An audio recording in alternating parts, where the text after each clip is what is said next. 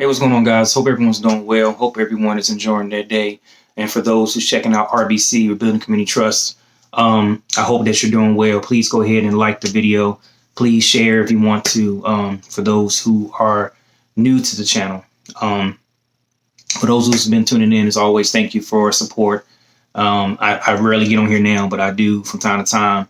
Appreciate those who watch, those who comment, those who share. And I hope everyone's doing well. I'm going to walk through the Tyre Nichols situation. If that's how he says his name, apologies in advance. Kind of going to highlight some things. I'm going to be very blunt, very candid, very open about my thoughts about the situation and just kind of how I see things now. And I hope that it doesn't offend anyone. I hope that it doesn't cause strife and turmoil, but it needs to be said and it needs to be open. I honestly didn't even start looking into this till today. I read my articles, I watched the video that was released yesterday of his traffic stop and his alleged, not alleged, but his encounter with the police. Many videos talked about this common times about police brutality and community policing and how it's affecting us from a different standpoint. But now the police officers, what do we do when the police officers are African American? The very people that cause us harm throughout the history, throughout years, other events. There were white officers that were doing it to black people. Now you have black officers doing it to black people. And the first thing when I started looking into this, first thing I asked, I says, where is Black Lives Matter now? Where's people now? What you hear people protesting, you hear people standing on the corner with signs and no justice, no peace, and prosecution and justice and stuff like that. It's starting to become where it's starting to look the same. You're pulled over in your neighborhood. Police officers approach you. You ask the questions, what did I do wrong? There's no dialogue. There's no conversation. Next thing you know, you're being snatched out of the vehicle. You're being put down on the ground. You're being tased. You're being OC sprayed or pepper sprayed. Fear kicks in. Flight or fight kicks in. And then it goes down here from there. And then you see an officer reaches his hand and hits the guy in the face, handcuffed. You see an officer kicks him. You see an officer hit him with a baton. You see the injury. You see him injured. You're telling him he can't move. You're waiting for medical authorities to come to help him. Where do we get to a point where you're caught on camera, not only haymaking, hitting an individual handcuffed, but then you're kicking him? At this point, when he's handcuffed, he's not a threat.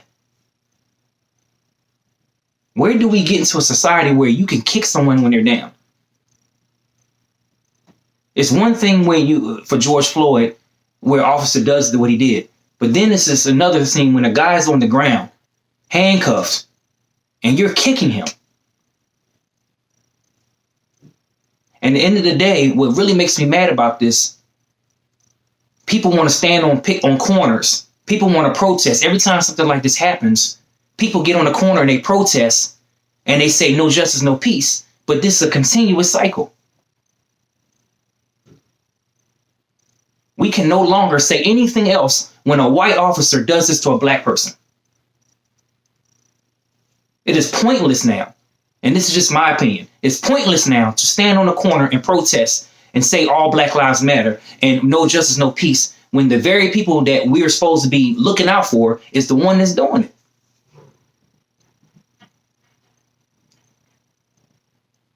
How does community trust play into the neighborhoods today? You're in the city of Memphis. You have all black neighborhoods. Seeing this across the world, across the nation, it puts a big black eye on Memphis. It puts a big black eye on communities where African American officers are policing communities. No one, the trust is completely gone. If it wasn't gone before, and but time before that, it is gone now. It could be me. It could be someone you know. It could be a family member that drives down the street, can be snatched out of a vehicle, and not only arrested, tased, and OC sprayed, you're kicked and you're punched and you're hit with a baton.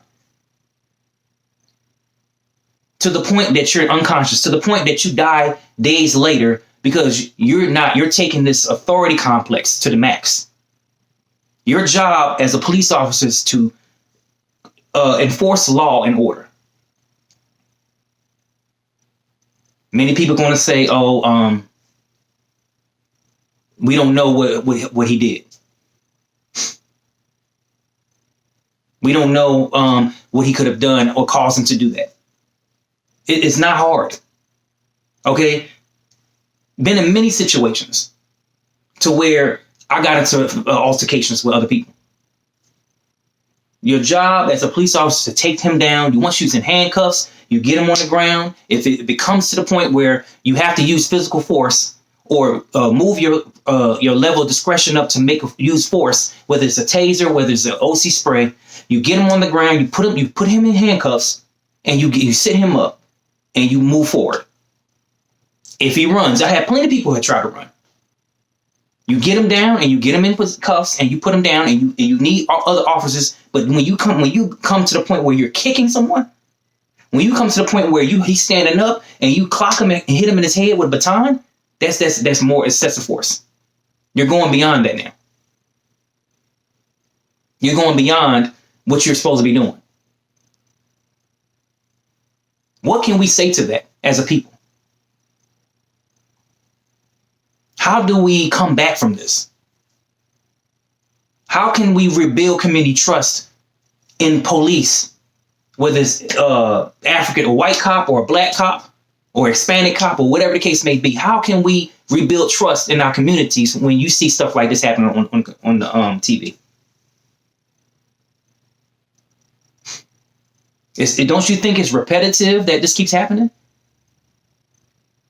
Other agendas in place to see this. It's other things at play here. It ain't just, it happens every now and then. This is an agenda in place. It's something being proposed to why this stuff happens. And it's the same result. You hiring police officers or potential people that works in these jobs, and the leadership and the organization are not doing what they need to do. Because now you're having officers violate departmental policy and things that are and procedures that are in place.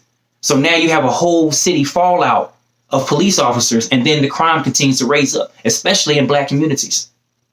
Now, as black police officers, you're destroying the reputation of others. So now when something happens, will the people trust you now? When they feel like they're going to be pulled out of a vehicle, they're going to be kicked in the back of the head, they're going to be hit in the face, they're going to be beat with a baton. That erodes the order and discipline that it is.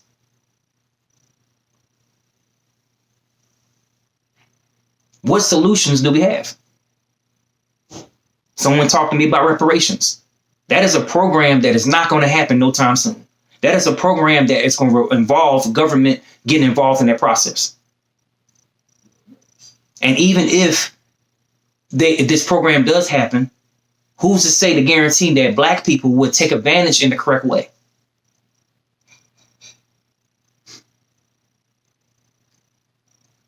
Reorganization and reframing the community policing aspect, the whole concept of community policing. It has to be where trust is involved. In order to community policing to be effective, trust has to be between the police and trust has to be between the community that they serve. Do you think now, with everything that's going on in the country after this particular incident, is that people are going to trust police at this point? And regardless, we cannot say it's the white officer no more. We can't say it's the white man this time. People can say that the white man slavery has messed up the minds of African American people to the point where they're doing it to themselves. I'm sitting here looking at the video right now. It's on my screen, right on my computer screen. I'm seeing this officer kick this man in the back of the head. We can no longer continue to use that as an excuse that something happened 400 years ago or 500 years ago is taking place today and continue to be an excuse. I'm not denying the fact that it happened. I'm not denying the fact that it's not true, that it's true that a psychological effect could take place. But this is getting to the point where this is going to cause complete anarchy. People are going to get to the point where police are not going to be trusted, that they're going to take matters into their own hands. And there's going to be lack of order and discipline. But we standing on there with signs up, when the very issues of these things are bigger than that.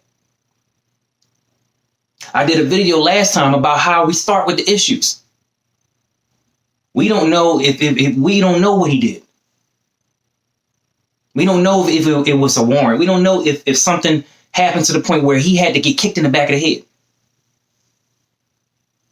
Abuse of authority and power. And you wonder why in the Black community that authority is rejected. Authority is none and void. Because when people do have authority, this happens. This one thing happens where people abuse the authority that's given to them. And then you wonder why there's so much issues with the youth. And you wonder why they shoot at police. You wonder why they do the things that they do. Because when authority is in play, they abuse it and they do stuff like this.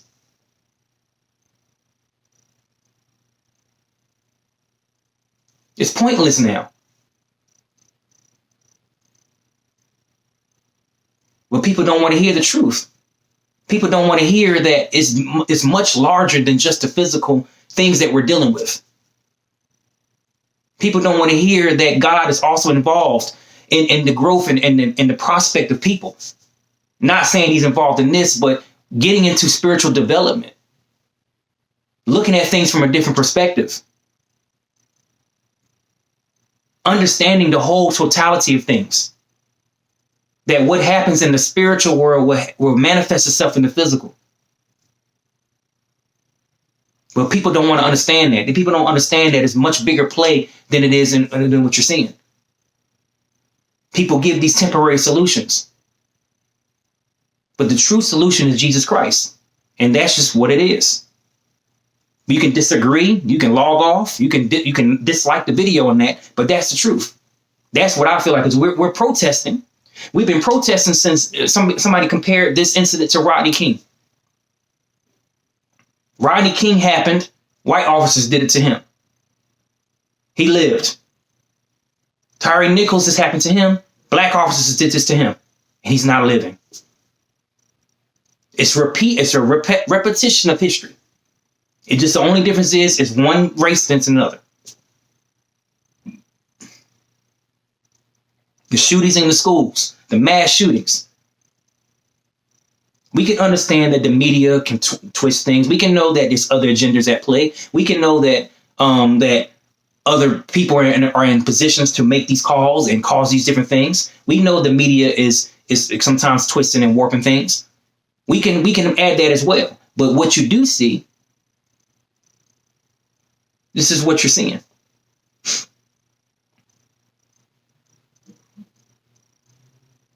A teenager, a youth, they may be scared not to deal with the police now. As these incidents keep occurring, whether it's a white officer doing it, black officer doing it, however the case may be, the police structure of law enforcement to serve and protect communities, it's gone. It's not trusted. That's why this is why you're having so many communities not having lack of police presence. This is why you're having crime keeps raising up. You keep seeing mass murders, keep seeing shootings, you keep seeing all these different things. Because the respect for officers, police officers, is decreasing by the day.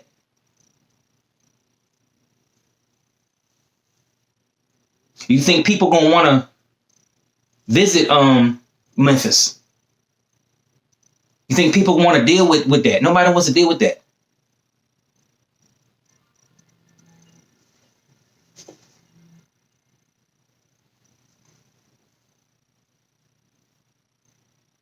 It may sound like a rant, but the truth is, when you have the very people doing these things to the very people that we're trying to protect, it gives the whole movement, the whole perspective a black eye.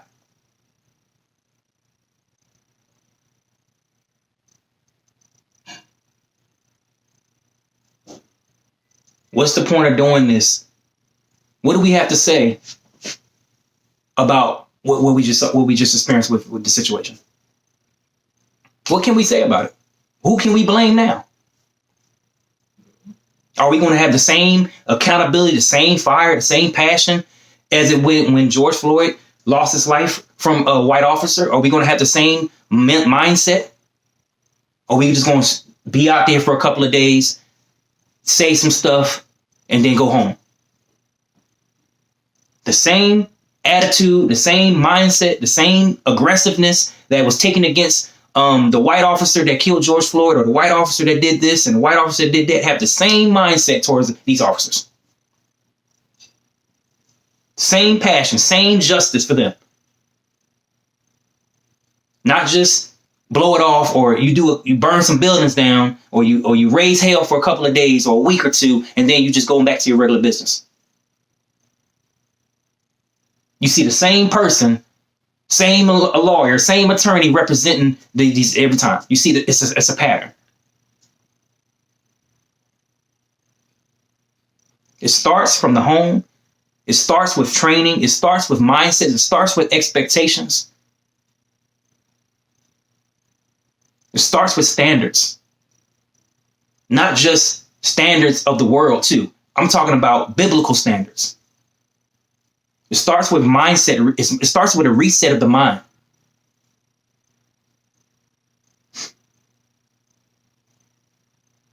The people that are people don't know how they are until they get out on the streets. But with these law enforcement agencies and these people that are being picked up and put in these positions, you have to do a real good check. You have to really monitor things that are supposed to be done. That issue with the officer kicking a guy in the head, that's an issue. That's just not issue with the officer. That is an issue within the department. That's an issue where supervisors are not monitoring their people. They're not doing the checks and balances. They're not following policies that are being laid in place. There's no way I've ever seen that someone should be kicked. What those officers did is very similar to what Rodney King has done. It's a very similar situation where you're beating and kicking someone in the head.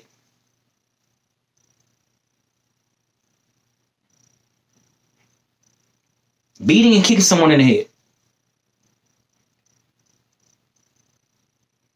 And then with that, he hollered out his mother. He hollered out certain things to express the fear and the aggressiveness that this individual faced.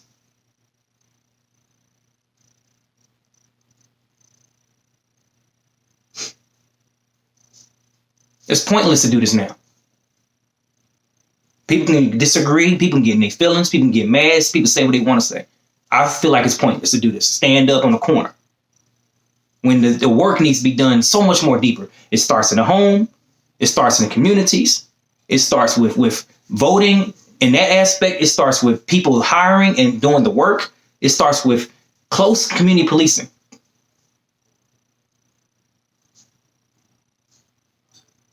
Officers that were caught up in Tennessee. Bad conduct, order and discipline issues. Officers sleeping with other officers, doing things they shouldn't be doing. It gets public. Every time something gets public that's done by the police, it erodes the trust of it every time. It don't matter where it's at.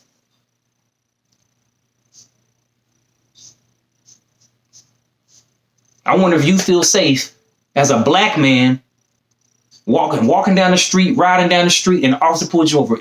How do you feel? How do you feel as a black man? It don't even matter if it's a white officer pulling you over. It's a black officer pulling you over that's doing it now.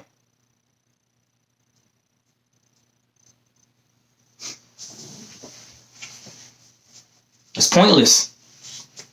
It's pointless to protest. It's pointless to do none of this stuff. The work that needs to be done is head hunting these organizations, head hunting these people that are running around in these police cars, head hunting after the Congress and the governors, head hunting after if the people that's in the White House, head hunting for these very people that they put these positions together.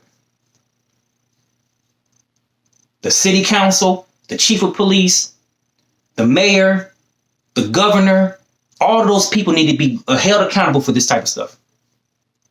Because stuff rolls downhill. Those officers that ride on the street, depending on how long, they should know better. And I hope they get full accountability of the law. Just like when George Floyd and the white officer did it, those officers did it to them. But you're starting to see a pattern. Is the agenda being put forth? Because this is very similar to something else. Very similar to something else. So you're starting to see the agenda being played. There's other things at work.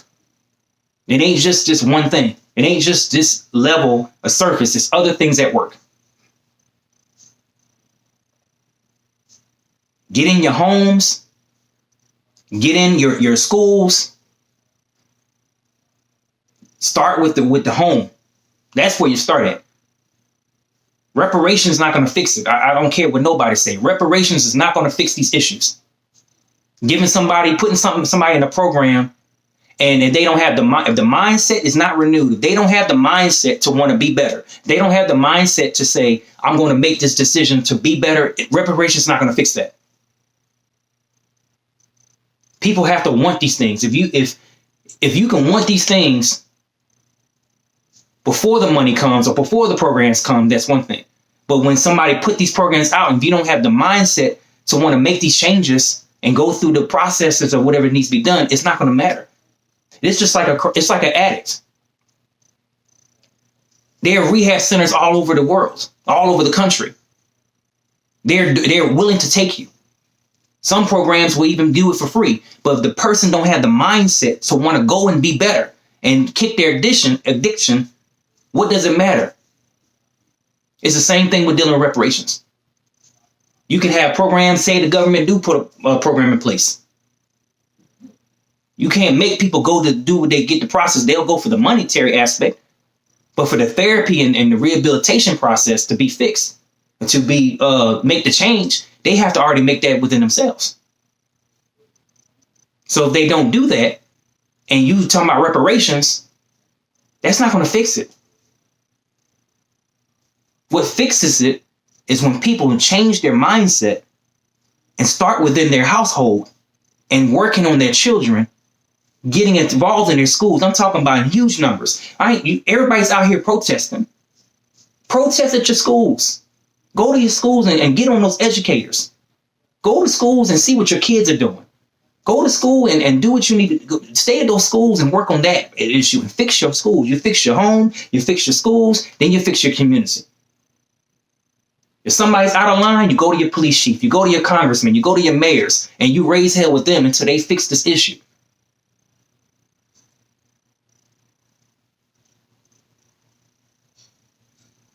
But there's no excuse to see on the worldwide, on the main news outlets, to see a man getting kicked in the head by a police officer.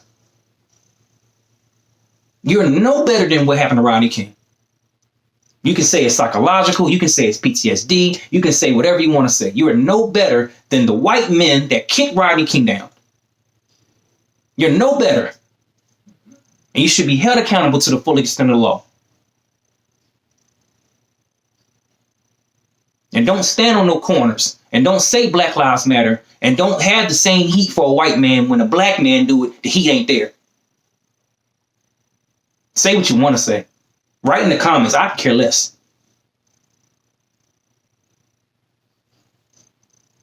The agenda needs to change. That's all I got.